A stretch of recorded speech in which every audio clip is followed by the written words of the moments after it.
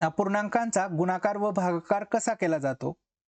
मग ज्यावेळेस मध्ये गुणाकारचं चिन्ह असतं त्यावेळेस आपण समोरासमोरील संख्यांचा गुणाकार करतो आणि खालच्या आणि वरच्या संख्यांचा भागाकार करतो. मग इथे लिहून घेऊ. तर वरती लिहिणार 3 गुणिले 5 आणि खाली लिहिणार 4 गुणिले 8. आता खालच्या आणि वरच्या संख्यांचा कुठे भाग जातोय का? नाही जाते. मग आपण डायरेक्ट गुणाकार करू. 3 गुणिले 5 15 आणि 4 गुणिले 8 32. आता इथे मध्ये भागाकारचं चिन्ह आहे. मग अशा वेळेस आपण काय करतो, या दोघांपैकी कुठल्याही एका संख्येला व्यस्त प्रमाणात लिहितो. व्यस्त म्हणजे उलट. इथे मी 4/5 लिहिला, त्यानंतर या 8/15 ला 15/8 लिहिलं उलट करून आणि मध्ये भागाकाराऐवजी गुणाकाराचं चिन्ह दिलं. आता जसं आपण याला सॉल्व्ह केलं तसं याला सॉल्व्ह करू शकतो.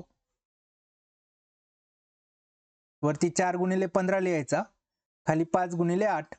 आता इथे भाग जातोय, 4 1 4 4 2 8. 5 ने पण भाग जातोय, 5 1 5 5 3 15. आता गुणाकार करू. 1 आणि 3 उरलाय, 3 1 3 आणि 1 आणि 2 उरलाय, 2 1 2. 3/2 आपलं उत्तर असेल.